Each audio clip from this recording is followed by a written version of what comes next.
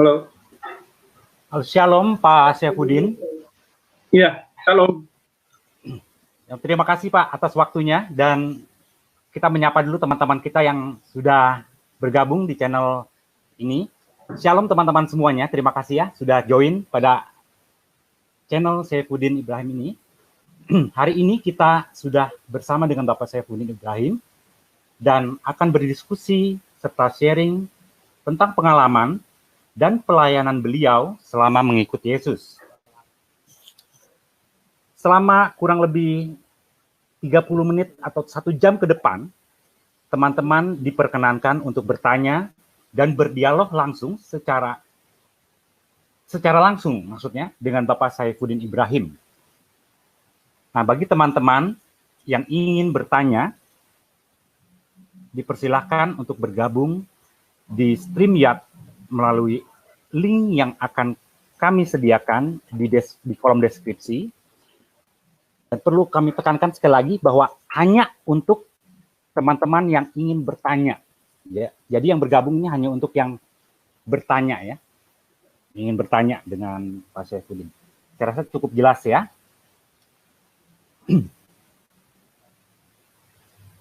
Ya, baik. Sambil kita menunggu teman-teman yang mau bertanya, mungkin Pak Saifuddin bisa sharingkan sedikit secara singkat mengenai pengalaman Bapak selama mengikuti Yesus. Nah, bagaimana nih Pak? Silakan. Ya, selama saya mengikuti Yesus dan pindah kepada terang ini, ya, perubahan hidup saya setelah mengerti itu firman Tuhan dan panggilan Tuhan dalam hidup saya begitu berubah total seluruh pengertian, pemikiran, bahkan cinta saya itu berubah total. Saya terima Yesus 4 Maret 2006, kemudian saya meninggalkan seluruh pekerjaan saya,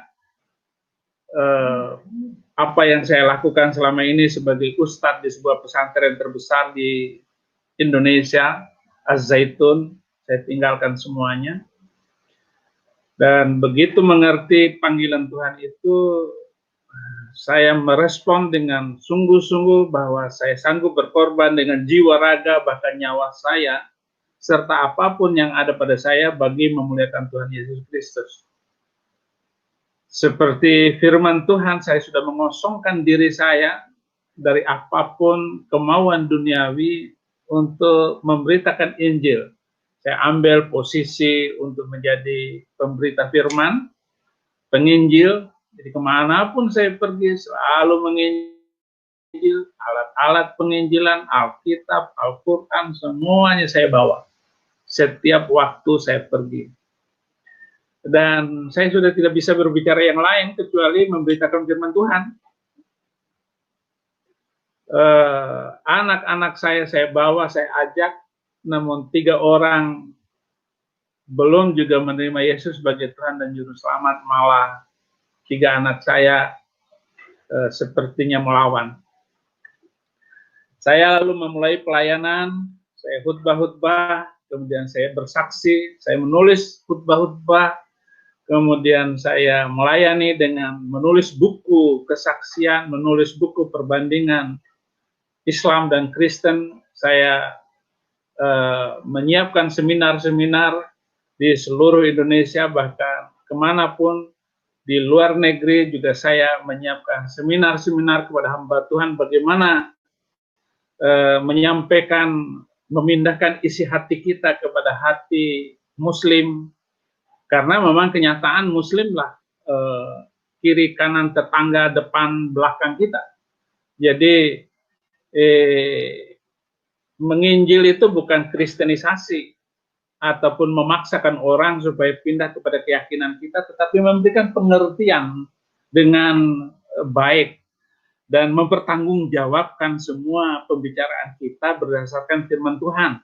Jadi bukan memaksakan orang untuk pindah agama ataupun mengajak orang lain supaya masuk Kristen, itu tidak perlu.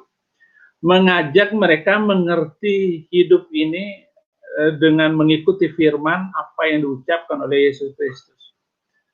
Kemudian saya juga melakukan dialog kepada sesiapapun yang saya jumpai dimanapun saya berjalan. Kemudian saya juga menjawab debat saudara-saudara Muslim, ustadz-ustadz itu, saya ajak debat, oke, kita debat. Dan selalu saya tidak pernah takut untuk membicarakan ngomong apa saja yang digerakkan oleh Roh Kudus pada waktu itu. Nah, sampai sekarang itu mantan entah ustadz mana saja, sekarang sudah mundur untuk berdebat dengan Saifuddin Ibrahim.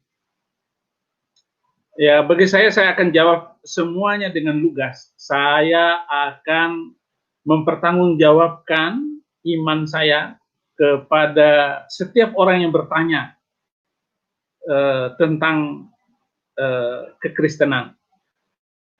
Itulah yang saya lakukan selama ini, dan kesempatan ini adalah kesempatan pertama saya live di akun Saifuddin Ibrahim untuk menjawab pertanyaan-pertanyaan saudara saya. Itu saja. Nanti akan kita tambahkan di waktu lain. Ya. Baik, terima kasih atas sharingnya Pak Saifuddin. Mudah-mudahan Bapak senantiasa diberkati dalam pelayanannya. Amin. Ini udah ada yang masuk untuk bertanya. Kita berikan waktu. Oh, hilang lagi ya. Sambil kita menunggu, jadi untuk yang bertanya, linknya ada di deskripsi dan ada juga di sini di layar. Ya, ini alamat linknya. Yeah. Bagi yang mau bertanya silahkan. Diberikan waktu untuk berdialog langsung dengan Pak Saifuddin.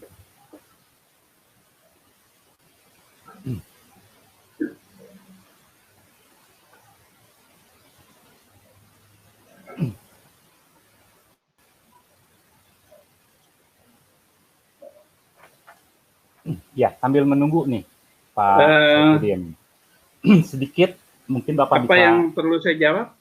Bisa sharingkan lagi, bagaimana sih Bapak menghadapi reaksi waktu Bapak mengambil keputusan untuk mengikuti Yesus pada waktu itu? Singkat aja Pak, karena udah ada yang mau masuk nih, udah ada yang mau nanya. Ya. Tantangan yang saya hadapi dari dalam dan dari luar itu luar biasa. Saya punya teman kuliah itu datang dari seluruh Indonesia, utusan pimpinan pusat Muhammadiyah dari seluruh Indonesia. Tentu saja mereka sudah memutuskan hubungan dengan saya karena saya masuk Kristen. Tetapi saya tidak pernah gentar sedikit pun untuk menghadapi kenyataan bahwa memang pikul salib itu berat. Nah, saya tidak pernah berhenti walaupun banyak orang yang iming-iming saya untuk kembali kepada Islam. Saya tolak dengan halus, bahkan juga dengan cara kasar sekalipun saya lakukan karena dia berkali-kali, bahkan ketika saya ditangkap oleh polisi Desember 2017, saya didatangi oleh orang yang merayu saya untuk kembali kepada Islam, syahadat ulang, ya dengan mentah saya tolak, bahkan debat dengan saya. Hani Kristianto juga datang ke tempat saya waktu saya ditangkap di Bareskrim.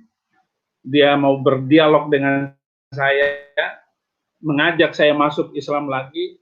Saya bacakan satu ayat dalam Al-Quran, karena Hani Kristianto itu dia mu'alaf. Saya katakan orang Kristen masuk Islam itu terkutuk sampai hari kiamat, sampai Yesus datang untuk kedua kalinya. dikutuk oleh Allah di dalam Al-Quran, wal yahkum ahlal injil bima anzalallahu fi wa man lam yahkum bima anzalallahu faulaika humul fasikun. Hendaklah pengikut Injil memutuskan perkara berdasarkan Injil. Barang siapa yang tidak memutuskan perkara berdasarkan Injil, maka mereka adalah orang fasik. Jadi orang Kristen masuk Islam fasik. Jadi dikutuk oleh Allah di dalam Al-Quran. Saya juga merasa aneh dengan ayat ini. Jadi akhirnya Hani Kristianto kabur. Apalagi saya tambahkan orang Cina masuk Islam pasti kena malapetaka. Pasti sial. Saya bilang begitu ceritanya. Jadi saya tetap aja saya ngomong walaupun dalam tahanan polisi. Oke, baik, kita beri kesempatan dulu Pak ya untuk yang mau bertanya langsung nih Pak. Saya mau tanya dulu. Shalom Pak Yuda. Dengan Pak Yuda. Shalom. Apa kabar? Ya. Silakan Bapak Yuda, mungkin mau bertanya secara langsung. Mohon perkenalkan dulu Bapak, nama dan dari mana. Silakan Pak. Shalom Pak Saifuddin. Shalom Pak Yuda. Saya Yuda Hasugian. Saya berada di Atlanta. Oh ya. Atlanta, Georgia, United States. Saya sangat berterima kasih pada Tuhan, Bapak Saifuddin begitu berjuang keras untuk mempertahankan setelah Pak Saifuddin pindah ke Kristenan. Saya sangat berterima kasih. Dan mungkin yang menjadi pertanyaan saya bahwa pada masa lalu itu Pak Saifuddin sempat dijebloskan ke penjara. Apakah ada rencana Pak Saifuddin untuk semacam mengungkit orang yang menjebloskan Pak Saifuddin ke penjara di hari-hari yang akan datang? Saya percaya bahwa semua rencana Tuhan, kita tidak pernah, Tuhan Yesus itu mengajarkan untuk mengasihi dan tidak perlu membalas, apalagi menuntut orang itu supaya masuk penjara karena dia sudah melakukan itu. Semuanya rencana Tuhan, orang-orang besar, orang-orang bahkan Yesus sendiri itu dijebloskan ke dalam penjara. Tetapi Tuhan Yesus tahu itu adalah rancangan Tuhan, rancangan yang luar biasa. Saya tetap tidak akan melaporkannya, bahwa apa yang mereka lakukan itu kembalikan kepada mereka. Hakim, jaksa, polisi yang menangkap saya doakan saja. Semoga anak, istrinya, keluarganya selalu diberkati oleh Tuhan. Doa itu akan memulihkan hati saya dan cinta saya kepada Tuhan Yesus Kristus. Amin. Ya, mudah-mudahan, dan kita percaya Tuhan selalu memberikan yang terbaik buat Pak Saifuddin dan juga untuk negara kita Indonesia. Hanya dalam pemikiran saya itu apa yang tadi Pak Saifuddin sampaikan kan itu adalah sungguh benar. Namun di dalam hal di dunia ini juga kita harus menegakkan kebenaran gitu, bahwa di dunia ini ada hukum dunia gitu, sehingga hukum yang berlaku di negara kita pun harusnya kita tegakkan. Itu yang menjadi concern saya gitu loh. Ya, baik Pak Yuda, saya rasa mungkin sudah cukup Pak ya pertanyaannya karena masih banyak lagi nih yang mau bertanya. Oke, ya buat rekan-rekan semuanya, terima kasih dan Tuhan selalu memberkati. Iya, sama-sama. Terima kasih, Tuhan memberkati. Untuk tanya selanjutnya, Pak Supatiki ya? Halo, Pak Supatiki, shalom. Iya. Halo, ya. Mendengar Pak? Ya, silakan. Mau bertanya? Oke, Pak, silakan. Pak Saifuddin, saya pikir kesaksianmu sangat penting. Jadi kalau bisa bisa dikenal sama orang-orang internasional, Pak. Saya bisa coba bantu kenal sama Alpha di DCCI Ministries, sama David Wood. Mereka ini saling mengenal. Jadi kalau Bapak mau diinterview sama mereka lebih cepat. Ya, sudah. Oke. Jadi ya Pak, untuk pertanyaannya apa, ada pertanyaan lagi Pak? Enggak, cuma itu aja. Jadi kalau Bapak mau, saya bisa bantu Pak. Kita sesi hari ini untuk berdiskusi bagi yang, terutama untuk yang beragama non-Kristen ya Pak. Baik, kita kasih kesempatan untuk yang teman-teman yang lain dulu ya Pak. Terima kasih Pak.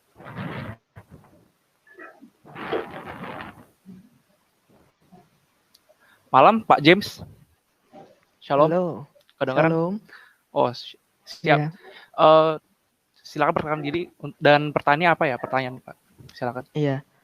Nama saya James dari Jawa Tengah, Purbalingga. Pak Saifuddin. Nggih.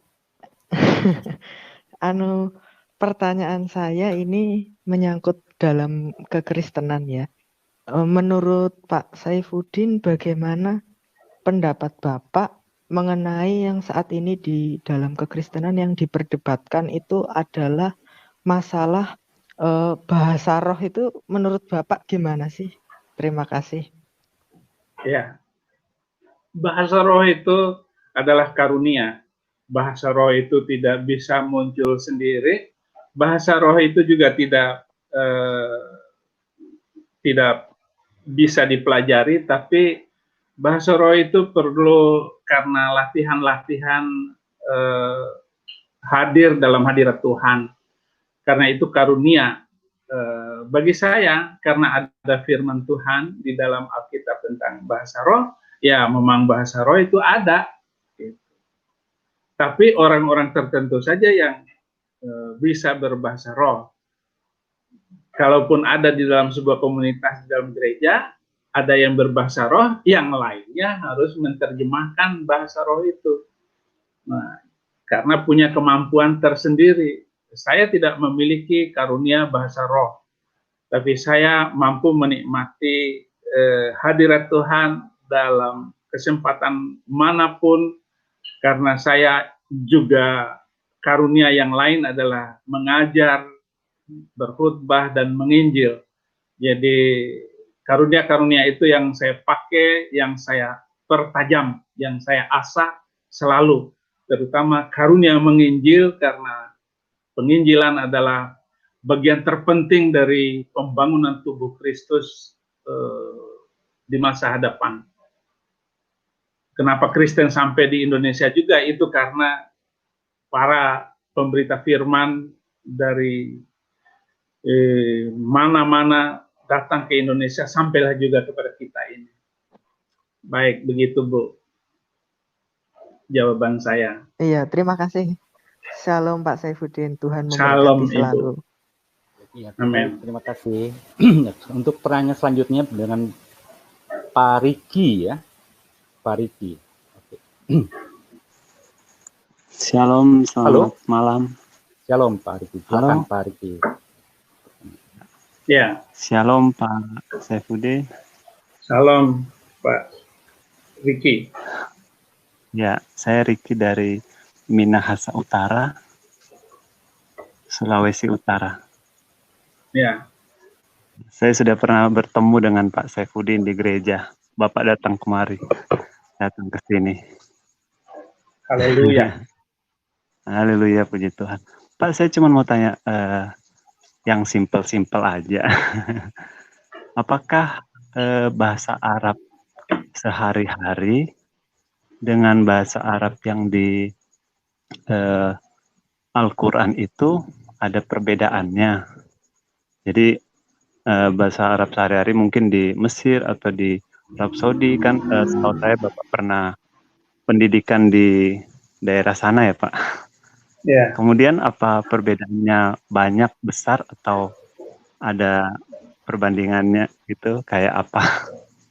Ya, bahasa Arab sehari-hari itu berbeda dengan bahasa Arab baku, yaitu bahasa Al-Quran, bahasa hadis. Itu adalah bahasa baku, bahasa kalau kita memakai bahasa Al-Quran, bahasa yang kita pelajari di negeri Arab, kemanapun, itu pasti orang tambah hormat dengan kita. Waktu saya Januari 2019 kemarin, 2019 Januari 2019 saya Mesir, guide saya itu pakai bahasa Arab pasaran, gitu. Nah, kalau dia pakai bahasa Arab dengan saya, karena saya biasanya bahasa Arab baku, nah dia pakai bahasa Arab baku dengan saya. Nah, di luar itu dia pakai bahasa pasar. Jadi ngomongnya pun susah saya mengerti, saya sendiri susah mengerti. Karena dia memakai bahasa, ya sama lah seperti Jawa, Arab, tapi suku. Oh iya, iya. Itu bedanya. Berarti ya, kalau orang sudah memang lebih enak bahasa Arab Al-Qurannya, ya. Berarti misalnya Pak di Indonesia sudah ada orang yang khatam Al-Quran, apa kira-kira dia bisa ngomong atau ngobrol dengan orang Arab gitu? Belum tentu. Kita baca Al-Quran, nggak ngerti arti Al-Quran. Banyak yang hafal bacaan sholat, tapi nggak ngerti arti bacaan sholat. Ada yang bisa menulis bahasa tulisan Al-Quran, tapi belum tentu juga mengerti bahasa Al-Quran, bahasa Arab. Nah, untuk belajar bahasa Arab itu diperlukan latihan dan sekolah yang panjang. Jadi susah juga untuk mengikuti bahasa Al-Quran itu. Tapi bahasa Al-Quran itu bahasa paling bagus. Bahasa Arab paling bagus ya bahasa Al-Quran. Kalau orang sudah ngerti bahasa Arab ya, wah lebih enak bahasa Al-Quran daripada bahasa manapun. Gitu. Gimana Pak Riki? Oke, terima kasih. Cukup jelas? Ya, baik. Jelas, terima kasih. Salam, Tuhan memberkati. Oke, lanjut ke penanya berikutnya dengan si Ama. Halo, selamat malam. Shalom Pak Syarifudin. Ya, Pak. Shalom. Saya mau tanya Pak, sebagai anak muda nih Pak, kalau misalnya kita mau menjangkau saudara-saudara kita yang Muslim, itu sebaiknya seperti apa Pak? Gitu. Terus juga apalagi di masa pandemi seperti ini, mungkin Bapak ada saran khusus buat kita supaya kita juga punya hati yang rendah hati untuk bisa menerangkan dengan baik tentang siapa itu Tuhan Yesus kepada mereka. Thank you Pak. Ya. Kunci kesuksesan menginjil itu adalah bersaksi tentang pengalaman hidup kita bersama Tuhan. Jadi kesaksian pribadi itu adalah jalan masuk kita menginjil dan memberitakan firman Tuhan. Kita bisa memulai penginjilan itu dari mana saja. Dari postur orang itu, dari pakaiannya, dari bahkan tai lalatnya. Kita buka dulu. Mbak, Pak, kok ada lalat berak di muka Bapak? Gitu. Dia pasti ketawa, dia tersinggung, atau dia marah. Nah, bagaimana kita mengendalikan situasi pada waktu itu? Sehingga menjadi bagian penginjilan kita, dan dia bisa terima Yesus akhirnya. Gitu. Dengan mengungkapkan ayat-ayat firman Tuhan, ataupun ajaran-ajaran Islam itu sendiri kita pakai untuk menginjil spontanitas di waktu itu. Ada waktu saya di penjara, contoh di penjara ada orang duduk dekat saya, rambutnya sudah putih. Saya langsung bilang, Pak, kenapa rambut putih? Saya serius dan tidak ada candanya sama sekali. Muka saya, mimik saya itu begitu. Dia bilang, wah, karena saya sudah tua, saya sudah tahu Bapak sudah tua. Kemudian basa-basi sebentar untuk menurunkan tensi suasana waktu itu. Bapak besok pagi harus ke gereja jam 9. Kalau Bapak nggak ke gereja jam 9, berarti Bapak benar-benar tidak ke gereja. Saya tinggalkan tempat itu karena saya akan mengajar.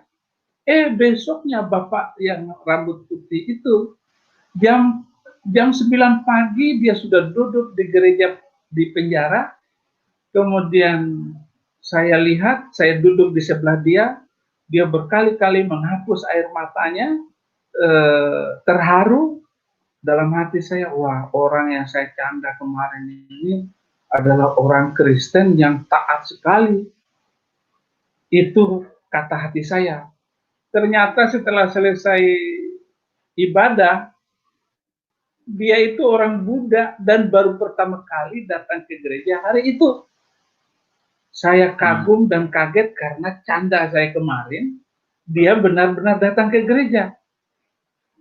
Akhirnya, saya suruh datang ke base camp saya di dalam penjara itu, kemudian saya menginjil dia, lalu saya memberitakan Yesus Kristus sebagai Tuhan dan Juru Selamat.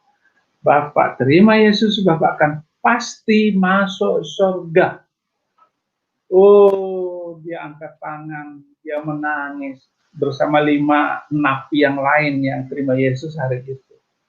Jadi itu melayani, contoh melayani yang saya lakukan, yang saya praktekkan. Kemudian saya sudah menulis buku-buku praktek menginjil yang tersebar sekarang ini. Memang saya nggak produktif, saya baru menulis 5 buku, menulis 1 buku saja itu butuh waktu yang lama karena saya cari waktu yang menyenangkan hati saya, baru saya memulai menulis. Nah, kiat-kiat menginjil yang saya lakukan seperti itu, saya ungkapkan dalam seminar-seminar di seluruh Indonesia, bahkan di luar negeri, bagaimana mendekati Muslim itu secara baik, yaitu trik-trik yang saya lakukan seperti tadi. Terima kasih. Baik Pak, terima kasih banyak, Tuhan berkati. Baik, terima kasih Pak Amaya. Kemudian kita lanjut ke penanya berikutnya dengan ID Udolox. Ya, selamat pagi Pak Syarifudin. Selamat malam Pak. Salam. Selamat malam. Iya Pak, saya mau bertanya. Beberapa teman-teman kita dari pihak Muslim kan, dia sering menyamakan Yesus Kristus dengan Isa Al-Masih. Kalau kita selaku orang Kristen pasti menganggap itu adalah pribadi yang berbeda kan Pak. Bagaimana sih Pak menurut Bapak selaku mantan Islam dan masuk ke Kristen? Karena kalau ukur kita untuk menginjil mereka pasti akan menyamakan Isa Al-Masih dan Tuhan Yesus kan Pak. Mohon penjelasannya Pak. Ya. Secara pengajaran Al-Quran dengan Injil, kita akan menemukan pribadi yang berbeda antara Yesus Kristus dengan Isa Al-Masih. Di dalam penginjilan, ya terserah bagaimana kita memakainya. Kalau kita harus memakai Isa Al-Masih, pakai dulu Isa Al-Masih. Kalau sudah waktunya kita menggunakan nama Yesus Kristus di dalam penginjilan itu, bagaimana kita saja. Karena orang Islam mengertinya Isa Al-Masih itu ya Yesus Kristus.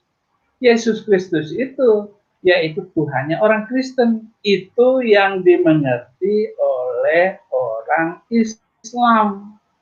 Dan bagaimanapun secara faktual ayat-ayat Al-Quran menyebut Isa Al-Masih ya tertuju kepada Yesus Kristus. Karena Yesus Kristus itu bahasa Arabnya Yasu'ul Masih atau Isa Al-Masih, Isa Al-Mamsuh yang diurapi, Yesus yang diurapi itu Kristus. Gitu. Di dalam penginjilan tetap kita pakai dua-duanya, mau Isa Al-Masih, mau Yesus Kristus, ya kita pakai dua-duanya. Nanti secara pendalaman Alkitab, Komsel, barulah kita menjelaskan lebih dalam lagi siapakah Yesus Kristus, siapakah Isa Al-Masih, baru kita bongkar perbedaannya. Yesus Kristus itu lahir di kandang domba, Isa Al-Masih lahir di bawah pohon korma. Gitu. Beda jauh. Satu orang kok beda kelahirannya. Gitu. Tetapi untuk penginjilan kita pakai bagaimana baiknya supaya orang itu goyah sendiri, supaya orang itu mengenal kebenaran di dalam Yesus Kristus. Adapun Isa Al-Masih yang di dalam Al-Quran itu pengajarannya, ajaran-ajarannya ya berbeda jauh langit dan bumi.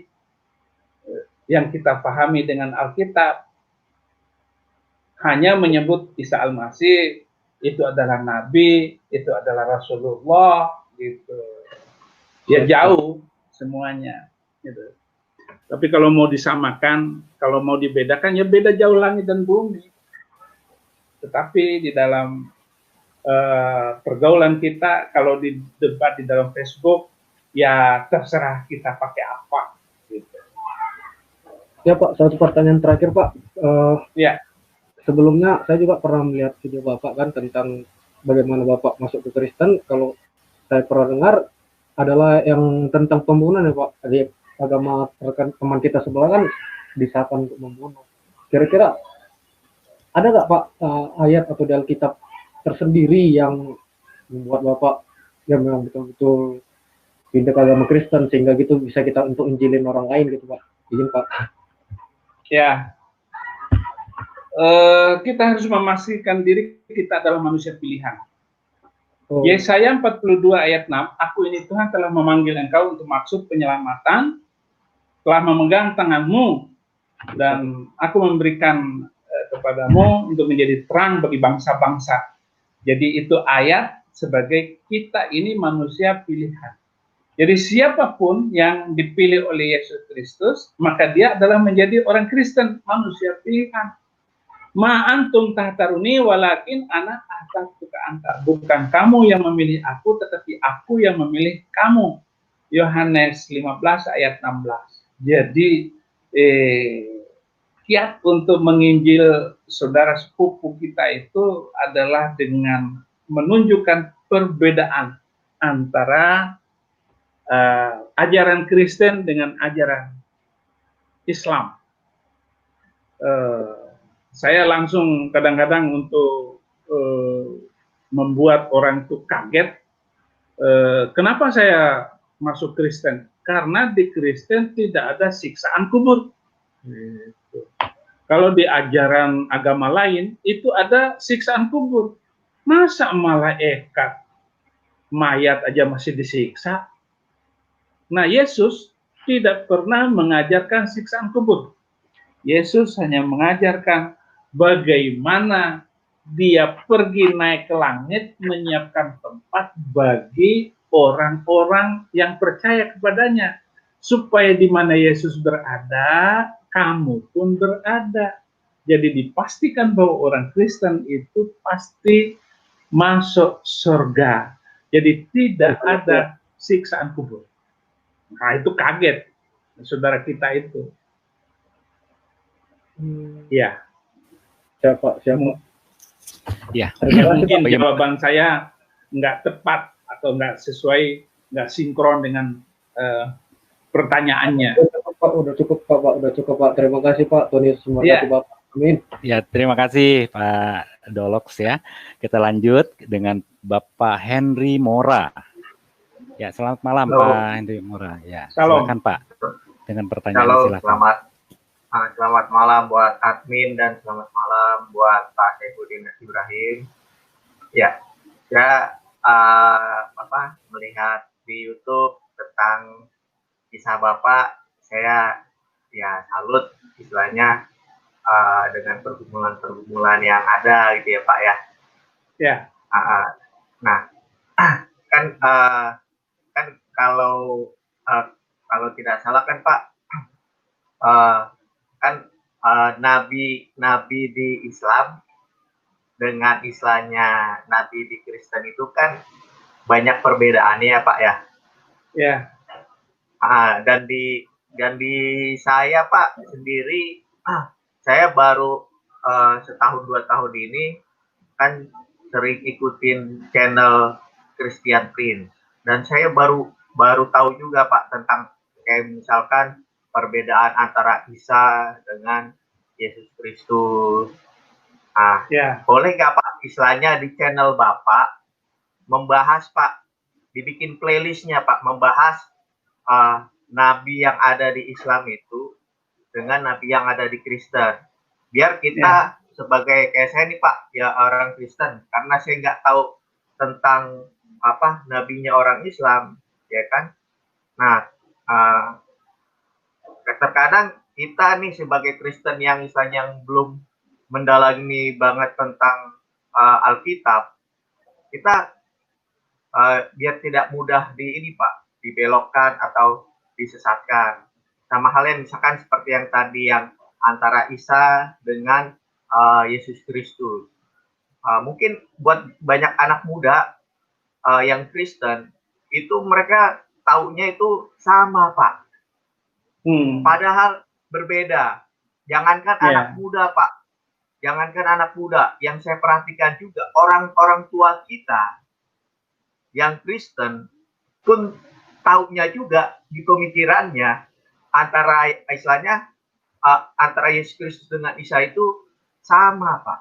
Karena di tanggalan kita Masehi kan ada di situ kan terteranya kenaikan Isa Al-Masih ya kan Pak. Terus Jumat Agung. Nah, orang tua kita atau kita juga anak muda juga yang tidak mendalami firman Alkitab, taunya itu sama persis Pak. Padahal kan tidak. Nah, aku boleh saran nggak Pak istilahnya di channel playlist Bapak membuat itu Pak, perbedaan antara nabi-nabi itu Pak lebih mendalam dan detail dengan ada rujukan ayatnya Pak gitu Pak. Itu untuk memberikan pengetahuan, pencerahan juga kepada kita. Dan rata-rata saya juga perhatikan ya Pak ya, orang-orang Kristen yang dia murtad itu dikarenakan karena pengetahuan tentang agamanya itu kurang Pak. Terus kedua masalahnya tadi juga pendalaman antara pemahaman tentang nabi-nabi itu Pak. Kayak gitu. Oke. Ya. Akan dilakukan dan akan saya sharekan nanti. Mungkin banyak yang sudah saya tulis baik di Facebook ataupun di WA, di grup-grup atau buku-buku itu tentang nabi-nabi. Bahkan saya menulis ada beberapa nabi fiktif yang diajarkan oleh agama yang tidak diceritakan di dalam Alkitab. Saya juga menulis tidak ada nabi dari Arab, itu bukunya lagi booming, lagi viral, itu buku yang saya tulis. Di dalam sejarah Alkitab tidak ada nabi dari Arab. Kalau ada nabi dari Arab di dalam Alkitab, ya saya masuk agama lagi, kembali lagi dengan agama yang dulu. Gitu. Dan khutbah-khutbah YouTube saya juga banyak menyinggung masalah-masalah itu. Bahkan saya digunakan YouTube saya, bahkan tulisan-tulisan saya itu untuk dijadikan bukti bahwa ini adalah bagian dari penistaan agama. Padahal buku-buku yang saya tulis semua hanya untuk menjawab buku-buku yang ditulis oleh ulama-ulama Muslim yang mendiskreditkan ajaran Kristen, yang disalahartikan, disalahpahami tentang kekristenan. Maka saya tulislah buku-buku ini, saya jelasin begini. Bahkan saya dimasukin ke penjara karena kata-kata saya ini.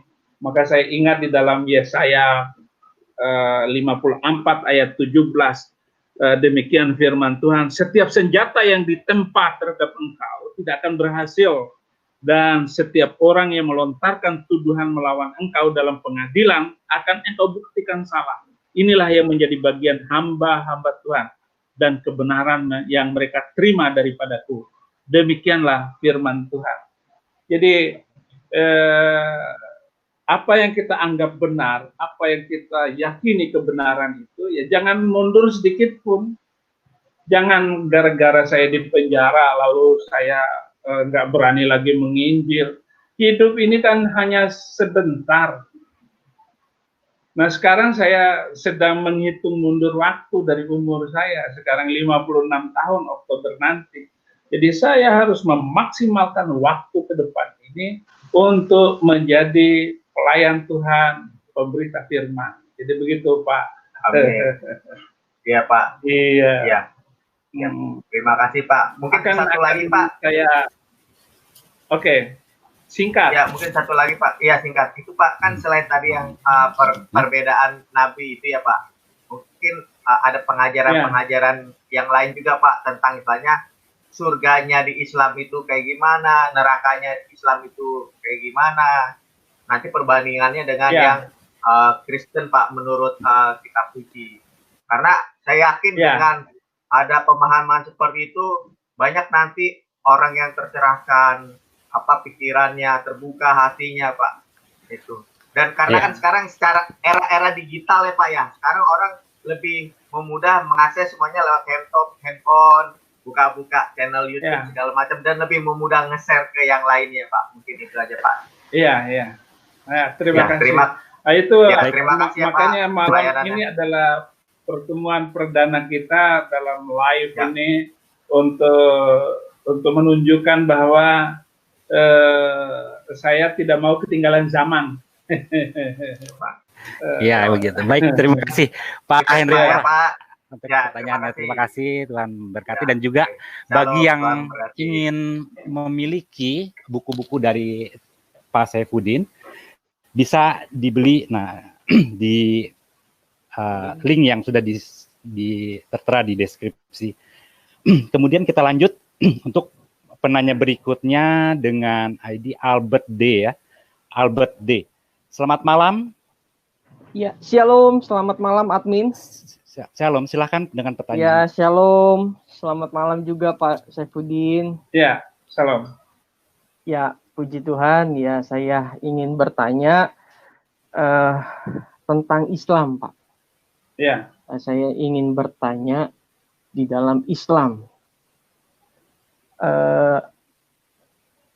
Allah di dalam Islam itu nama pribadi atau sama seperti yang di Alkitab Kristen menganggap itu adalah status, begitu Pak? Jadi yang saya ingin tahu bahwa di Islam itu supaya iman kekristenan kita itu agak lebih mantap lagi gitu loh Pak. Karena saya percaya dan yakin Tuhan Kristen dan Tuhan Islam itu jauh. Seperti yang tadi saya dengar Bapak katakan, Isa dengan Yesus itu ceritanya seperti langit dan bumi. Gitu. Nah, karena saya juga belajar tentang Islamologi, di situ kan dikatakan ya saya juga sangat segan dengan teman-teman kita Islam. Kemana mereka pergi, apa yang mereka lakukan? Kata awal yang mereka katakan itu adalah Bismillah. Dan saya juga tahu bahwa banyak teolog yang tidak mengerti arti Bismillah. Bismillah itu kan artinya dengan menyebut nama Allah. Saya garis bawahi kata nama ya Pak ya. Ya. Nah, jadi menurut Bapak di dalam Islam Allah itu nama pribadi atau apa Pak? Terima kasih. Ya. Dalam Islam itu Allah itu adalah nama pribadi, nama Sang Pencipta langit dan bumi. Maka Allah Azza wa Jalla.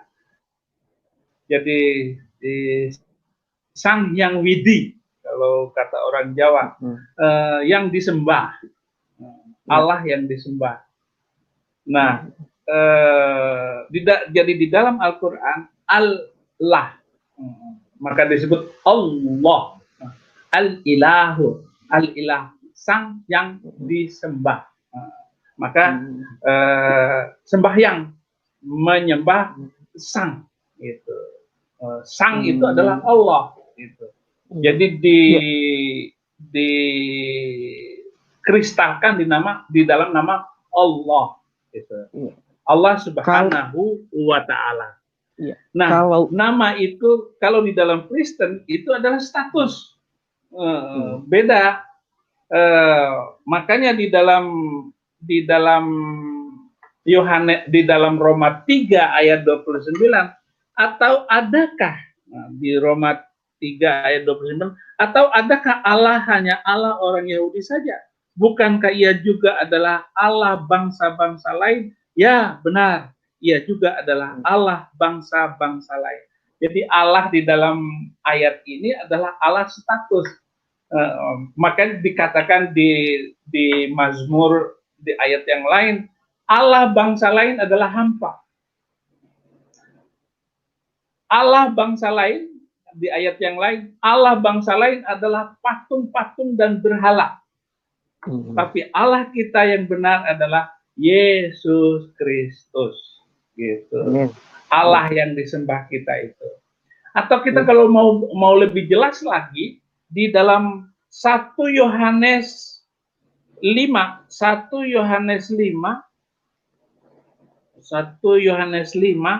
ayat 20, jadi demikian firman Tuhan.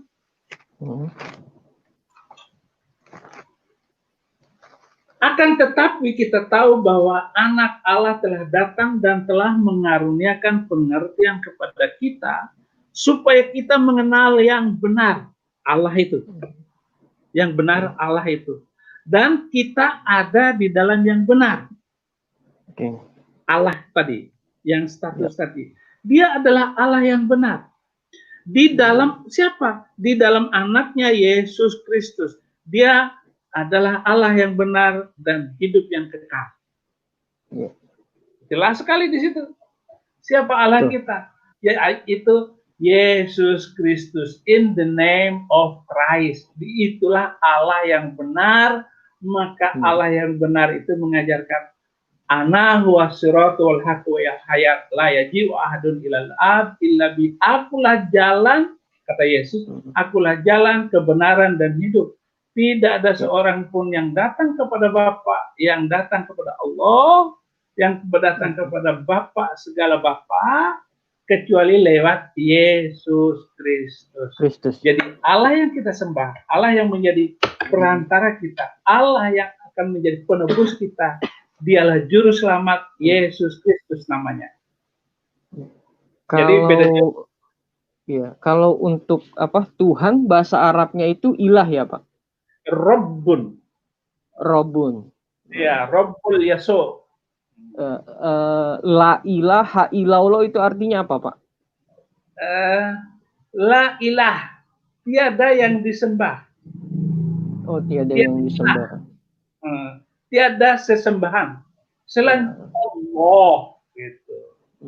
La ilaha, tidak ada ilahun, Tuhan.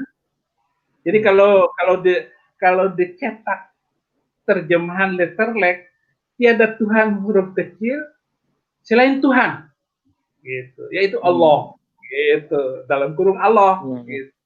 Kalau mau menggunakannya dalam terjemahan letterlek sesuai dengan bahasa itu, bahasa Arab ke dalam bahasa Indonesia.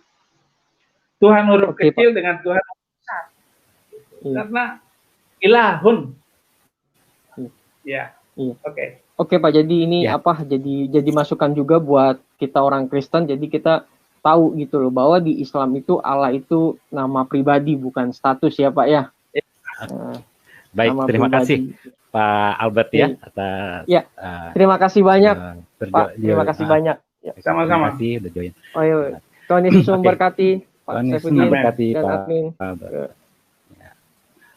Selanjutnya untuk penanya selanjutnya adalah Umar Khalid. Ya. Halo, selamat malam. Ya, selamat malam. Pak, saya mau tanya Pak mengenai Suara kecil ya, bisa agak besar ya. Pak Umar. Iya, sudah jelas Pak ya? Ya, silakan Pak. Pak, iya saya tertarik dengan Pak Syarifudin mengenai soal pembahasan Al-Quran itu Pak. Saya mau tanya mengenai Allah yang di Al-Quran itu kok banyak dipakai sama di Alkitab itu loh Pak. Itu apakah kadang kita ini kan sering berpikiran kalau apa yang diberikan oleh orang Islam sama diberikan orang Kristen ini Allahnya sama. Itu bagaimana Pak mengatasinya Pak? Apakah kita harus mengatakan bahwa Allah kita beda atau Allah kita sama gitu Pak? Oh gitu. Ya, itu yang pertama Pak. Yang kedua ini Pak, kan kita sering diserang oleh orang Islam itu mengatakan bahwa Tuhan Yesus tidak pernah mengatakan bahwa Tuhan Yesus adalah Tuhan. Kan tidak ada pengakuan dari Tuhan Yesus. Nah terus yang mau saya tanyakan, apakah di Al-Quran itu Allah itu mengatakan bahwa dia juga adalah Tuhan? Allahnya iya, apakah Allah di Al-Quran itu juga sama mengatakan dia juga adalah Tuhan juga? Atau pengakuan dari Allah adalah Tuhan itu pengakuannya dari mana Pak? Sebab kan Muhammad dapat wahyu kan dari malaikat Jibril, bukan dari Allah sendiri.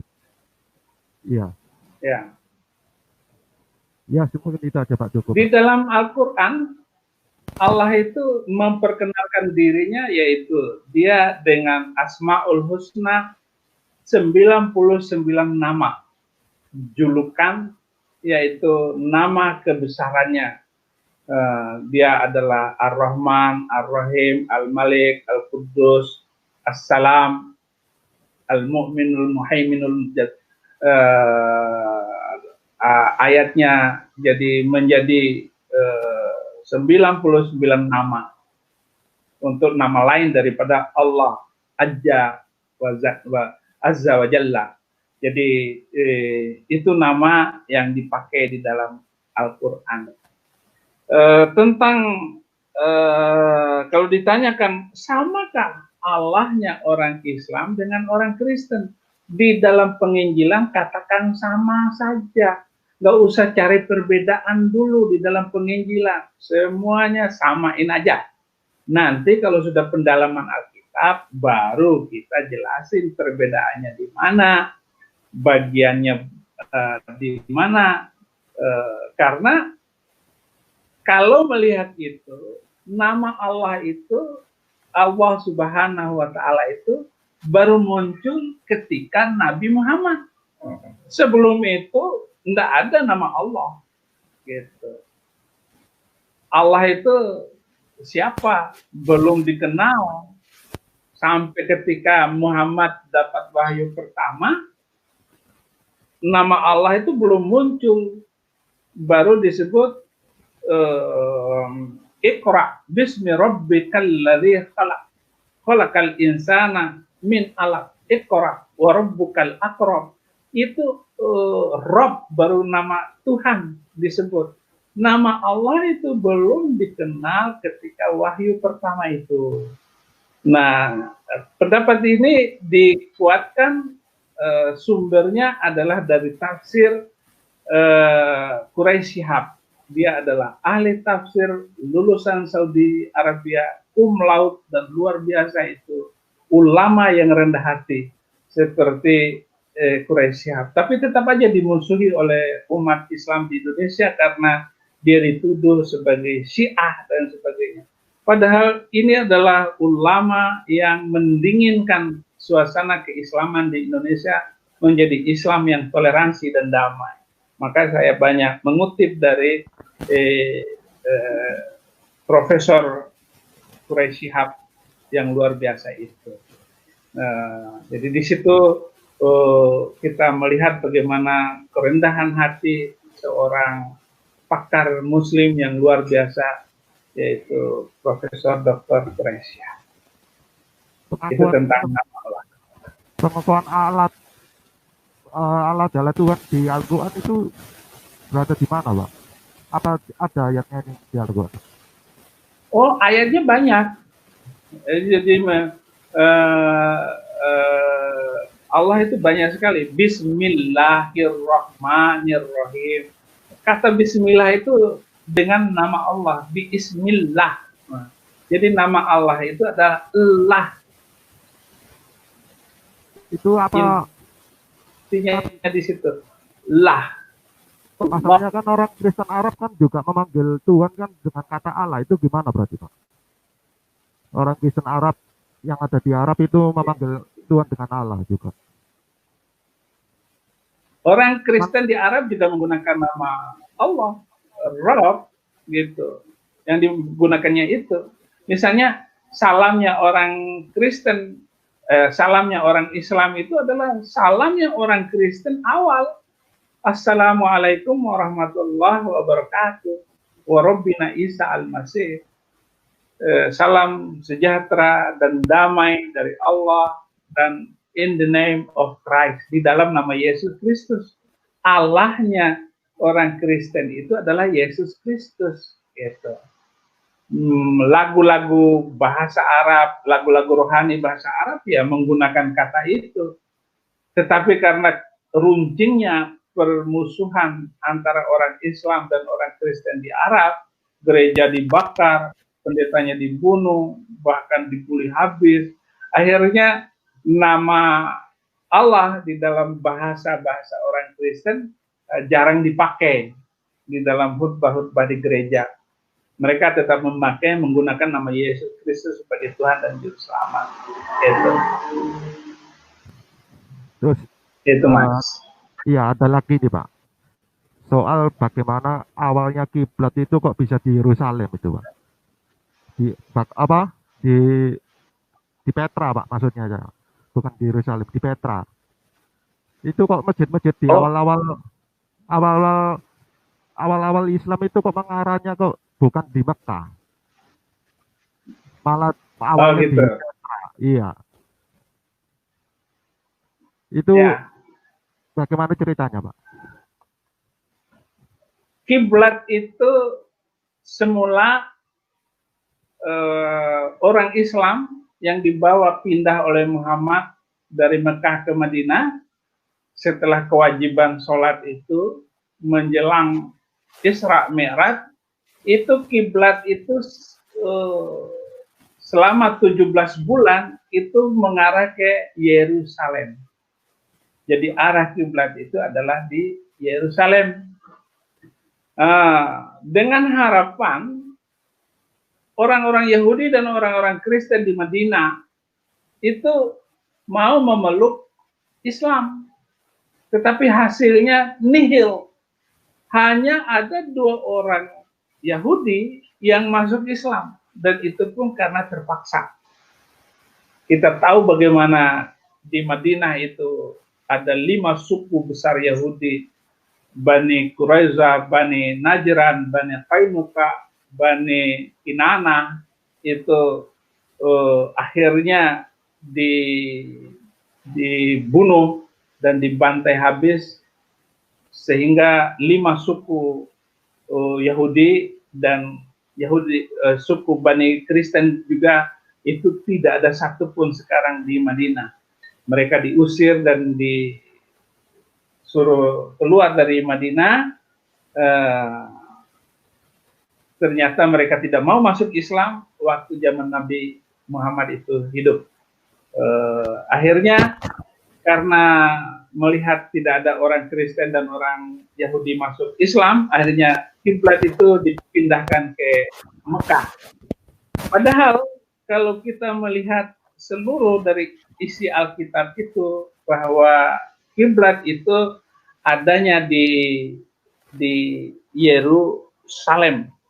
Yerusalem itu adalah rumah keselamatan. Kita bisa melihat di Yesaya 2 Yesaya 2 ayat 2 dan 3 bahwa firman Tuhan itu datangnya di Yerusalem. Demikian firman Tuhan. Akan terjadi pada hari-hari yang terakhir, gunung tempat rumah Tuhan akan berdiri tegak di hulu gunung-gunung dan menjulang tinggi di atas bukit-bukit. Segala bangsa akan berduyun-duyun ke sana, dan banyak suku bangsa akan pergi serta berkata, mari kita naik ke gunung Tuhan, ke rumah Allah Yakub, supaya ia mengajar kita tentang jalan-jalannya, supaya kita berjalan menempuhnya. Sebab dari Sion akan keluar pengajaran dan firman Tuhan dari Yerusalem.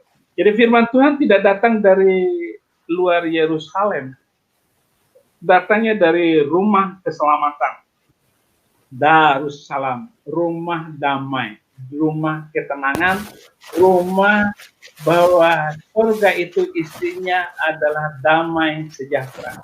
Jadi surga berbicara tentang damai sejahtera, maka firman Tuhan juga berbicara tentang damai sejahtera. Hal-hal yang tidak mendatangkan damai itu harus disingkirkan dari bangsa Yahudi. Maka musuh-musuh Yahudi seperti Bani Amon, Bani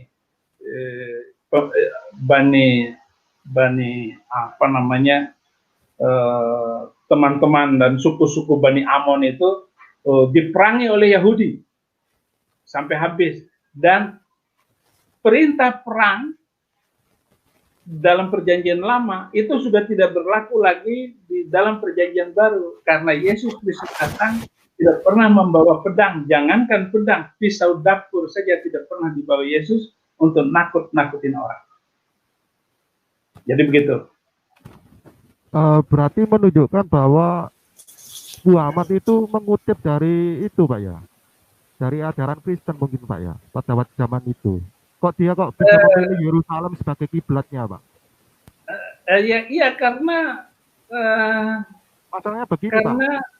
Ada ayat yang mengatakan bahwa sholat itu awalnya akan meniru gayanya Yahudi. Setelah ada orang Yahudi liwat di sebelahnya Muhammad, orang Yahudi itu kan bilang, loh ini kan gaya berdoa saya. Mengapa kamu memakai cara sembahyang saya? Akhirnya Muhammad mengubah cara sembahyangnya. Berarti kan paling tidak kan Muhammad sebenarnya mengikuti aturannya Kristen itu, Pak. Kalau nggak Yahudi ya Kristen berarti, Pak. Ya. Ke situ, kan. Kalau kita melihat sejarah awalnya bahwa di Mekah itu ya ada Yahudi dan ada Kristen. Tapi Kristen yang ya mabok, yang tidak menunjukkan teladan yang bagus gitu. Muhammad datang, dia ingin bagaimana supaya selama ini Nabi itu dari Bani Israel, bagaimana dia juga tampil. Dan kalau kita lihat perkawinan Muhammad itu dengan janda orang Kristen, Khadijah itu janda orang Kristen. Dan yang menikahkan itu adalah Waraqah bin Naufal. Waraqah bin Naufal itu adalah pendeta juga. Ya kemungkinan ya Muhammad juga sedikit banyak ya mendapat pengaruh dari kekristenan pada zaman itu. Hanya dalam sejarah Islam itu tidak diceritakan pengaruh-pengaruh ajaran Kristen di dalam Islam. Hanya disebutkan cerita tentang Yahudiyat, kemudian Nasroniyat gitu. Kisah-kisah yang dekat dengan Kristen dan kisah-kisah di dalam Islam yang dekat dengan Yahudi. Nah, seluruh cerita itu memang banyak pengaruh dari Yahudi. Bahkan 25 nabi yang disebut dalam Al-Quran, satu-satunya nabi dari Arab ya hanya Muhammad. Semuanya itu adalah dari Yahudi. Gitu. Nabi-nabi itu yang saya perlu jawab. Baik, mungkin sudah cukup ya Pak Umar ya. Kita kasih waktu untuk yang lain. Ya, makasih Pak. Terima kasih. Sama-sama. Ya. Terima kasih Pak Umar. Oke, untuk penanya selanjutnya silakan dari Aquila. Silakan. Halo, selamat malam. Ya, malam. ID-nya Aquila Center. Ya. Halo, Pak. Ya. Halo. Oke, kita skip dulu deh. Untuk selanjutnya yang saya suka. Selamat malam. Selamat malam. Ya, silakan. Selamat malam, Bapak Saifuddin Ibrahim. Salam. Salam. Pak Saifuddin Ibrahim, saya ingin bertanya tentang itu Pak Ibrahim, tentang QS Al-Quran 5 ayat 46.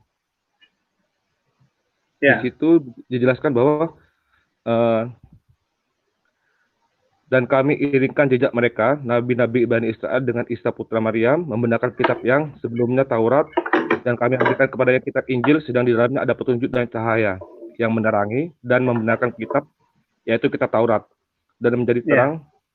Nah itu saya menanyakan begini Pak Zule, umat Muslim itu kan mempercayai Injil, seharusnya kan mereka kan dari Al-Quran itu sudah mempercayai Injil pada Al-Quran yang 546 itu, tapi mengapa masih Muhammad itu masih mencari Allah Pak Ibrahim? Ulangin lagi sedikit. Di Al-Quran surah ke-5 ayat 46, di sini kan umat Muslim itu harusnya mempercayai Injil, karena di Al-Quran itu menjelaskan bahwa dan kami iringi jejak mereka, yaitu nabi-nabi Bani Israel dengan Isa putra Maryam, membenarkan kitab yang terdahulu yaitu Taurat. Nah, tapi mengapa kok Muhammad itu masih mencari Allah, Pak? Terus kenapa kok masih mempertentangkan yang ada di Alkitab kita? Mengapa mereka tidak percaya? Dan katanya selalu diubah-ubah. Apakah waktu Pak Saifuddin Ibrahim sebelumnya waktu belum mengenal Tuhan Yesus, apakah mempunyai pemikiran yang sama dengan seperti itu, Pak? Terima kasih. Iya. Ada stigma yang dibuat oleh Islam atau Al-Quran bahwa orang Yahudi dan orang Kristen itu kafir. Innal ladzina kafaru min ahli kitab wal musyrikina fi nari jahannam.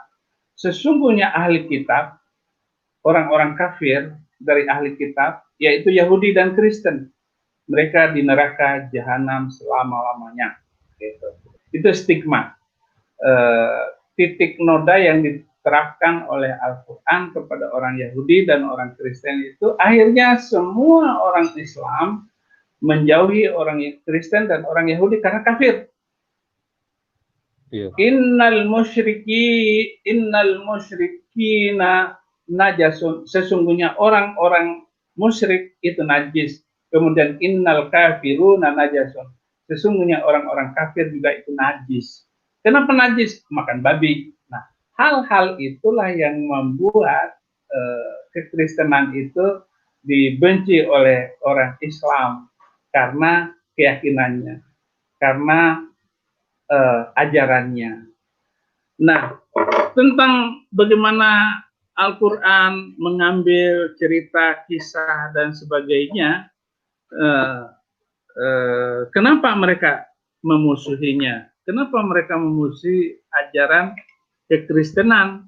Padahal di ayat Al-Quran itu mengakui kebenaran dari Alkitab itu. Bahkan surat Al-Maidah ayat 44 juga itu disebutkan bagaimana nabi-nabi mereka, pendeta-pendeta mereka, karena di dalam Taurat itu ada kebenaran. Ada kebenaran di ayat itu. Tetapi pengajaran dan penafsiran ulama itu akan lebih mereka pakai daripada ayat Al-Quran itu sendiri. Jadi harus dari penafsiran ulamanya. Sedangkan Al-Quran mengatakan bahwa di dalam Taurat itu ada kebenaran. Nah, mana yang benar? Nah, orang Islam lebih condong, lebih cenderung menggunakan pendapat ulama mereka. Dan ulama mereka ini juga banyak cabangnya, banyak alirannya. Ada ulama NU, ada ulama Muhammadiyah, dan akhirnya ada ulama media sosial, gitu. Ada ulama YouTube. Nah, ulama YouTube ini ya yang lebih banyak dipakai oleh mereka. Muncul Ustadz baru masuk Islam saja seperti Yahya Waloni muncul. Nah, itu juga diikutin untuk provokasi-provokasi semacam itu, gitu. Mereka tidak mau menggunakan terjemahan tafsiran yang ada di dalam Al-Quran. Mereka memakai ulamanya sendiri-sendiri dan berbeda dan seterusnya, jadi begitu. Padahal, tetapi bagaimanapun kita harus kembali kepada firman Tuhan.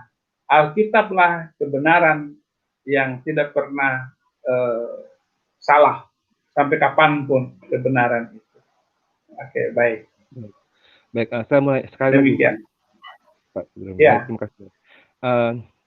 Padahal di Al-Quran juga itu juga pernah diajarkan bahwa setiap umat Muslim yang umat Muslim itu pasti akan mendatangi neraka. Itu pada kalau nggak salah di ayatnya di Al-Quran 1971 kalau nggak salah. Ya. Nah, padahal kan sudah jelas di Alkitab juga, padahal dia kan juga mengimani Taurat, Injil, bahwa jalan satu-satunya keselamatan ada di dalam Isa. Nah, sementara di Al-Quran sendiri itu kan tidak memberikan jaminan keselamatan, yaitu di Al-Quran tadi itu. Nah, pada waktu Pak Saifuddin masih belum menjadi orang percaya, apa yang dirasakan kayak gitu Pak Saifuddin saat Pak Saifuddin Ibrahim itu membaca bahwa setiap umat Muslim akan menuju ke neraka, itu bagaimana Pak? Terima kasih. Sebelum ini saya baca semuanya gitu. Tapi saya percaya bahwa waktu itu sebelum saya masuk Kristen bahwa amal perbuatan ini akan bisa dilakukan karena saya berbuat baik, saya meninggalkan membangun masjid, saya membangun sekolah, dan pahala karena saya membangun sekolah ini akan menimpa saya dan saya akhirnya masuk surga. Saya sudah masuk, pasti masuk neraka. Tetapi karena saya meninggalkan amal jariah yang banyak, akhirnya saya masuk surga. Itu pengertian saya waktu di Islam. Jadi saya akan dijamin oleh amal perbuatan saya. Begitu saya masuk Kristen, amal perbuatan kita itu tidak mampu untuk mengantar kita masuk surga. Hanya dalam nama Yesus kita masuk surga dan dipastikan masuk surga itu. Nah, itulah yang saya pahami sekarang. Kalau dulu masa bodoh, berapa kilogramkah amal saya, berapa meterkah puasa saya, tidak jelas undang-undangnya. Yang jelas nanti saya akan dibayar dengan amal perbuatan saya, dengan sholat saya, dengan zakat saya, dan seterusnya.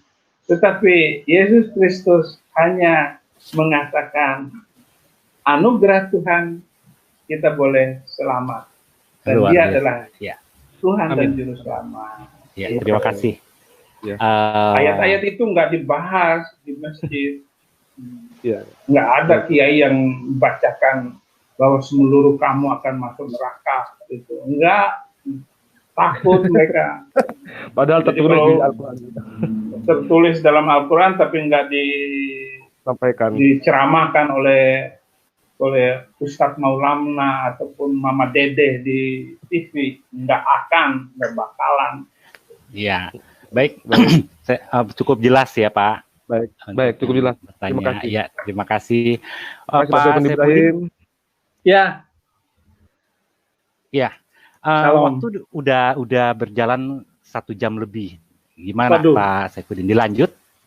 Masih ada beberapa yang ada 6 penanya.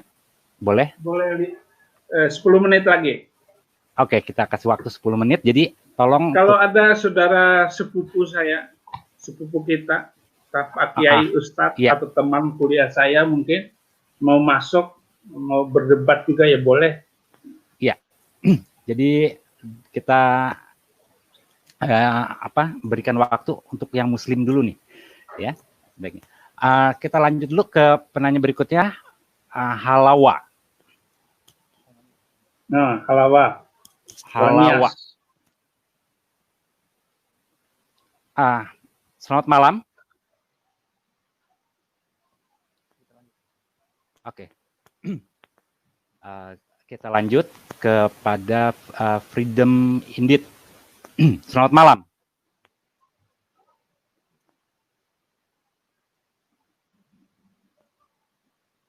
Oke, lanjut. Pak Hari. Hari. Halo, selamat malam, admin. Selamat malam, Pak Saiful Ibrahim. Ya. Saya orang Kristen, Pak. Tetapi saya memiliki 2 saudara yang menjadi mualaf. Oh, gitu. Betul. Jadi saya kerinduan untuk mengenal agama Islam lebih dalam. Yang ingin saya tanyakan, Pak, tentang poligami, Pak, dan cerai. Dalam pandangan Kristen dan pandangan Islam. Ya. Mereka berkata bahwa poligami juga dilakukan oleh para tokoh-tokoh Alkitab atau nabi-nabi di dalam Perjanjian Lama. Ya. Kekristenan tidak mengenal poligami ataupun cerai sebenarnya, dengan pengecualian ya kalau cerainya. Itu yang saya pertanyakan untuk poligami dan cerai, Pak. Yang kedua saya tanyakan nanti tentang surga dan neraka di dalam Kristen dan Islam, Pak. Ya. Itu saja pertanyaannya, Pak Saifuddin. Terima kasih. Tentang poligami di dalam Kristen itu larangan dengan pengecualian kalau salah satu dari pasangan itu berzina. Orang-orang yang saya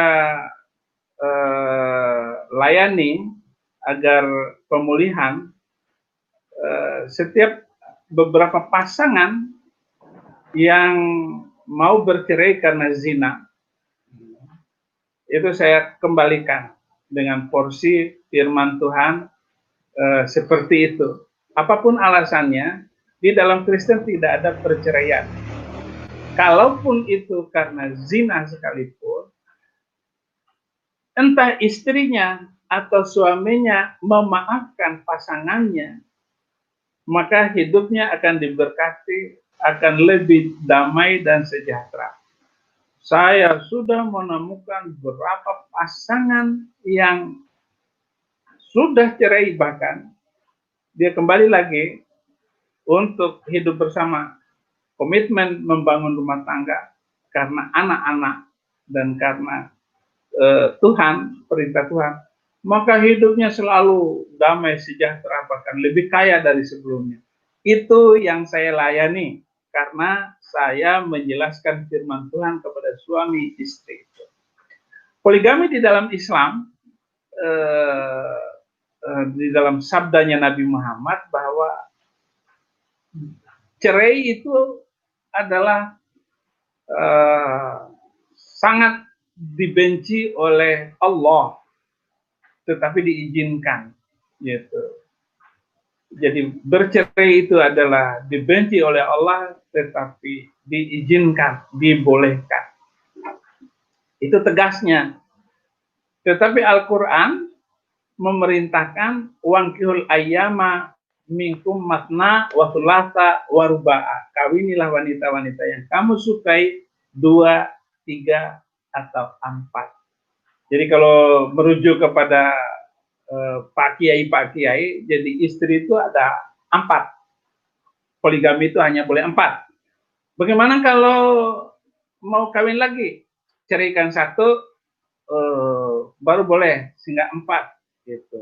Ceraikan lagi, jadi pokoknya posisinya 4. Jadi kawin poligami itu unlimited, asal tetap 4. Itu penjelasan Abdul Somad juga. Abdul Somad itu bercandanya seperti itu, tetapi memang itu praktek Pak Kiai. Banyak Pak Kiai melakukan praktek semacam itu. Tentang mereka Muslim yang itu Alkitab juga, tokoh-tokoh Alkitab itu poligami, Abraham juga itu poligami, tetapi poligaminya Abraham yang dikenal dalam Al-Quran hanya istri 2, yaitu Sarah dan Hagar. Agama Islam, Al-Quran tidak menceritakan bahwa istri Abraham itu ada keturah dan bahkan melahirkan 5 anak bagi Abraham setelah umur sampai 175 tahun umur Abraham masih kawin. Tapi Abraham bukan nabi. Abraham itu adalah bapak segala bangsa. Adam juga bukan nabi. Kalau Adam itu nabi, terus jemaatnya siapa? Umatnya siapa? Dia baru punya anak 2, masa diangkat jadi nabi? Nah, inilah kesalahan pemahaman Al-Quran menyebutkan nabi. Salomo itu bukan nabi, dia adalah raja. Pantas saja dia istrinya banyak, itu nggak ada urusannya dengan kekristenan. Daud, dia itu bukan nabi, tapi di dalam Islam disebut nabi. Maka Daud poligaminya banyak, karena dia bukan nabi. Jadi inilah kesalahan pemahaman penafsiran Al-Quran ataupun orang Islam sendiri memandang sejarah Alkitab. Nah, ini perlu saya jelaskan kepada saudara-saudara. Itu jawabannya. Jadi bagaimana Pak Ari ya? Udah cukup jelas dari jawaban. Mohon pertanyaan lanjutannya sebentar buat admin. Untuk kita cuma 5 menit nih, jadi sedikit lagi nih karena sedikit lagi. Oke, silakan. Dijawab singkat saja Pak Saifuddin, silakan. Ya, ini berkenaan dengan realita hidup dari saudara saya Pak Saifuddin Ibrahim. Saya punya saudara itu mualaf, dia menikah, yang satu udah 3 kali, yang kedua adalah 2 kali. Yang saya doakan untuk mereka adalah mereka kembali kepada percaya kepada Yesus. Yang menjadi masalah adalah kendalanya kalau orang Kristen pindah ke orang Islam, pernikahannya tidak bermasalah. Tetapi kalau orang Islam yang punya istri lebih dari 1, ketika dia kembali lagi menjadi orang Kristen, setiap istri punya anak. Bagaimana untuk keluarga mereka? Karena dalam kekristenan tidak diperbolehkan memiliki istri lebih dari 1. Apakah harus terjadi perceraian atau pernikahan ulang? Atau solusinya gimana yang terbaik?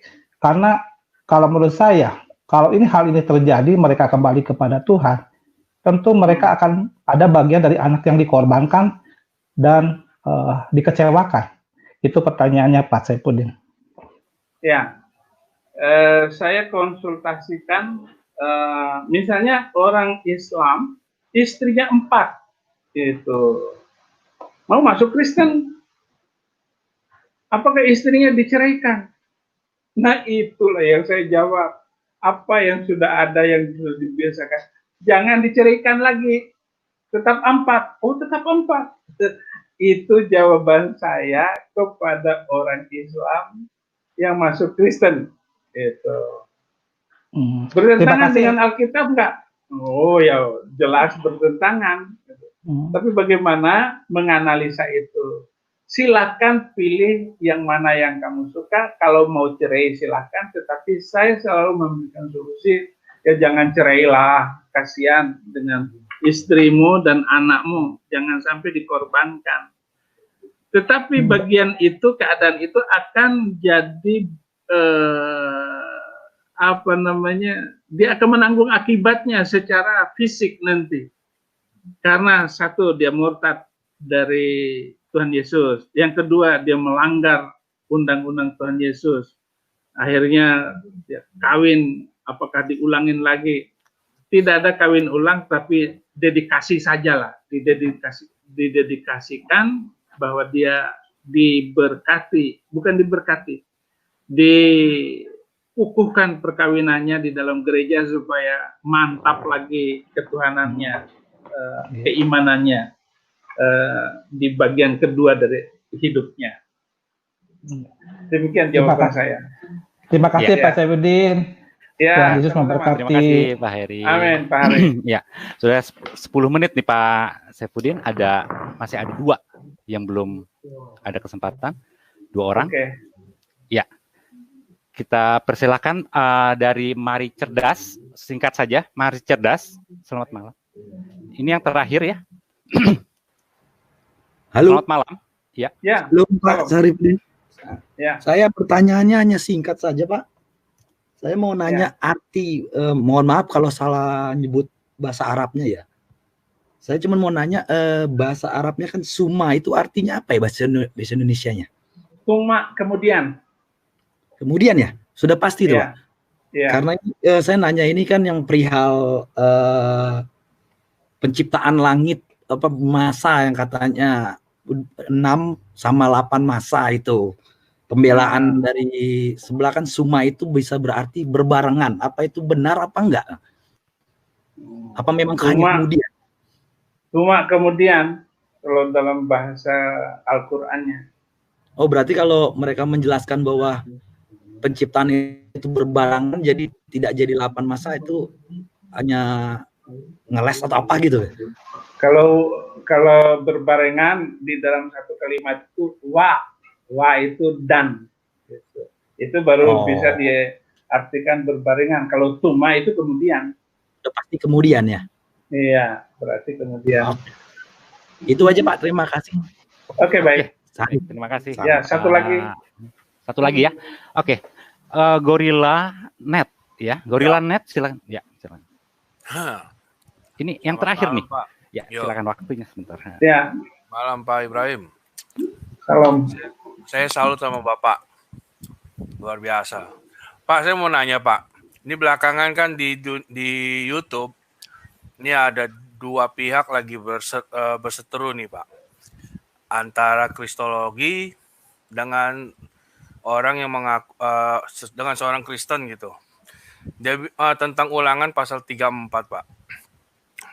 Ulangan pasal 34, si kristologi ini bilang itu nubuat buat Nabi besar Muhammad, ya kan? Sedangkan orang Kristen bilang itu nubuat untuk menyatakan Yesus. Nah, di 34 ayat 9 sampai 12.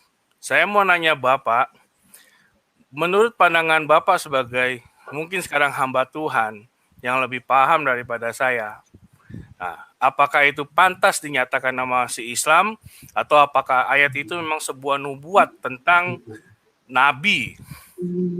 Sedangkan ayat 9 sampai 12 itu kan penggantian si Musa ya dengan si Yosua. Yosua bin Nun.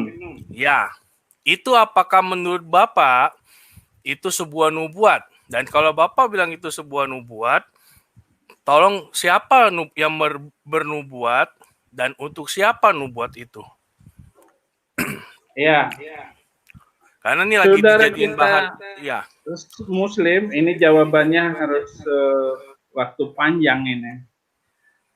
Saya katakan tidak ada satu nubuat pun tentang Nabi Muhammad di dalam Alkitab. Kalau ada nubuatan Nabi Muhammad di dalam Alkitab, saya masuk Islam lagi. Karena nggak ada nubuat satupun seluruhnya. Bahkan di Mazmur 147 ayat 19 dan 20, ia memberitakan firman-Nya kepada Yakub, ketetapan-ketetapannya dan hukum-hukumnya kepada Israel. Ia, Bapa Surgawi, tidak pernah berbuat demikian kepada segala bangsa dan hukum-hukumnya tidak mereka kenal. Jadi Ustadz Abdul Somad juga menggunakan Ulangan 18 ayat 18 bahwa ayat ini adalah nubuatan tentang Nabi Muhammad. Ustadz Abdul Somad belajar Pak Ibrahim. Maaf, memang kalau untuk Ulangan 18 itu memang jelas ya kan. Itu bukan nubuat buat Nabi Muhammad. Nah, ini yang lagi dipanaskan itu Ulangan 34 sama seorang kristologi yang namanya Miss ya nggak? Ratu Eza Rafle apa itu. Dia menggunakan ayat 9 bilang tidak akan ada nabi dari bangsa Israel gitu loh. Dia bilang itu nubuat. Kalau menurut pandangan saya itu bukan nubuat, bahkan bukan nubuat untuk orang Kristen juga karena itu adalah penggantian Nabi Musa ketika dia meninggal. Di ayat 9 sampai 12 itu udah pasti bukan Nabi Musa yang nulis. Ya kan udah pasti bukan Musa yang nulis karena Musa di ayat 4 dia kan sudah mati. Iya. Makanya saya mau nanya Bapak sebagai orang Kristen dan sebagai hamba Tuhan, apakah ayat 9 dan sampai 12 itu Bapak sebagai orang Kristen dan hamba Tuhan, Bapak menyatakan itu juga nubuat buat kedatangan Nabi? Atau kalau ada satu, mohon maaf saya nyebut nama, si Louis bilang itu nubuat buat Yesus. Halo? Ya, kalau si Louis Prasetyo bilang itu nubuat buat Yesus.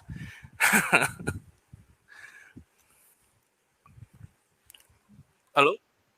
Ya enggak juga. Ini kenapa kok mengubah-ubah itu? Kenapa, Pak? Tidak ada. Bukan nubuatan untuk Nabi Muhammad dan bukan juga nubuatan untuk Yesus. Ulangan 34 ini. Itu berarti kan sebenarnya memang kenyataan adalah pergantian di mana ketika Musa sudah meninggal dan tidak ada orang yang mampu memimpin orang Israel untuk masuk ke tanah perjanjian. Nah, maka diangkatlah Yosua sama bangsa Israel untuk menggantikan Musa ya. Tapi ya itu makanya saya bilang saya mau minta diluruskan gitu. Orang Kristen zaman sekarang yang sering membuat kita sebagai umat Kristen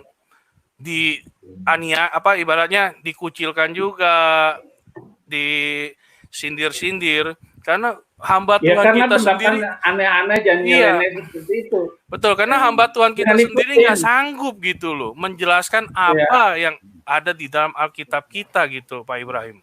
Oke, iya benar. Oke, terima kasih gitu aja Pak Ibrahim. Baik, terima kasih. Oke, baik. Jadi udah habis nih Pak waktunya ya, kita udah lewat, jadi nggak kerasa waktu udah berjalan 1,5 jam lebih ya dari rencana kita paling lama 1 jam. Sepertinya udah cukup untuk sesi hari ini.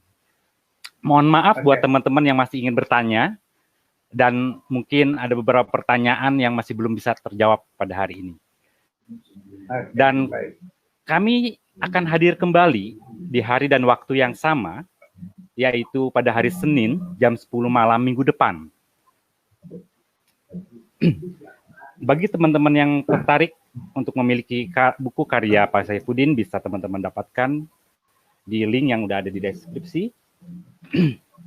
Kemudian kita close untuk hari ini Pak Saifuddin. Terima kasih atas waktu dan sharingnya. Semoga Tuhan memberkati pelayanan Bapak. Terima kasih juga buat teman-teman semua. Semoga diskusi kita hari ini boleh bermanfaat. Tuhan Yesus memberkati.